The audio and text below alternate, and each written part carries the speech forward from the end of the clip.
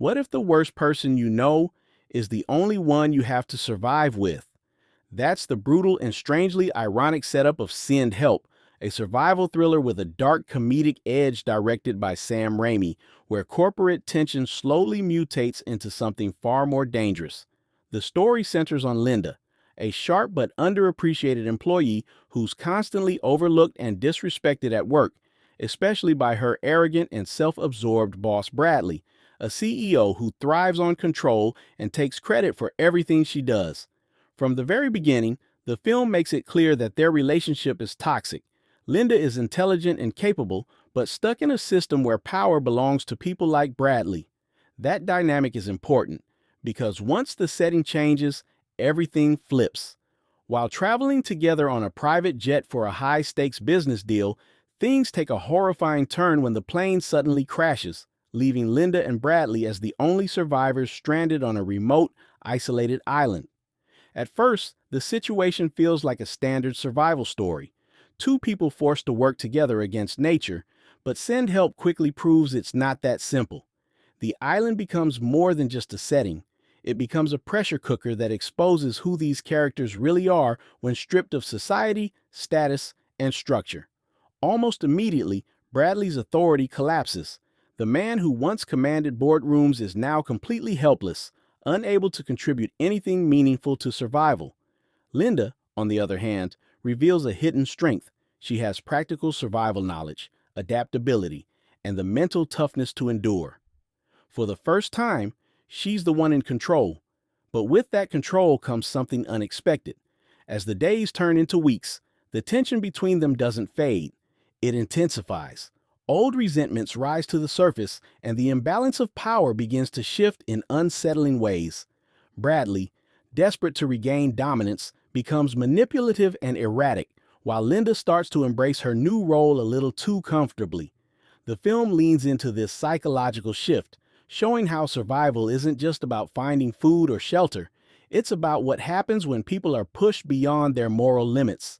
There are moments of dark humor, awkward alliances, and shocking decisions that blur the line between necessity and cruelty.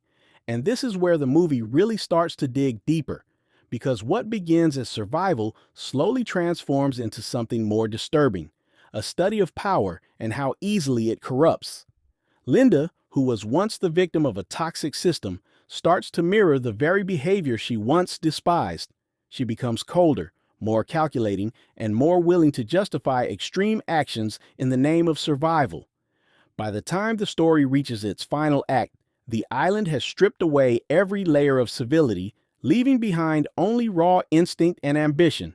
Without diving into every graphic detail, Bradley ultimately doesn't make it, but the circumstances surrounding his fate are what make the ending so impactful. It's not just about who survives. It's about what they become in order to survive. And just when you think the story is wrapping up in a typical way, Send Help delivers its most chilling twist. The film jumps forward in time, bringing us back to civilization, where Linda has been rescued and is now living a completely different life. On the surface, it seems like a triumphant ending. She's celebrated as the sole survivor of a tragic accident, gaining attention, wealth, and recognition. She writes a memoir, does interviews, and presents herself as a symbol of resilience and strength. But beneath that polished image lies a much darker truth. The version of events she shares with the world isn't entirely honest. In fact, it's carefully crafted to protect her image and hide the morally questionable choices she made on that island.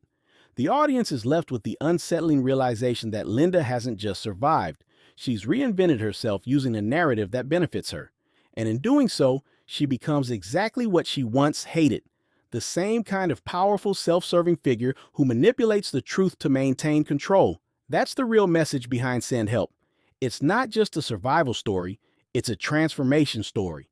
The island didn't just test Linda's ability to stay alive, it revealed how quickly power can change a person, even someone who once seemed sympathetic and grounded.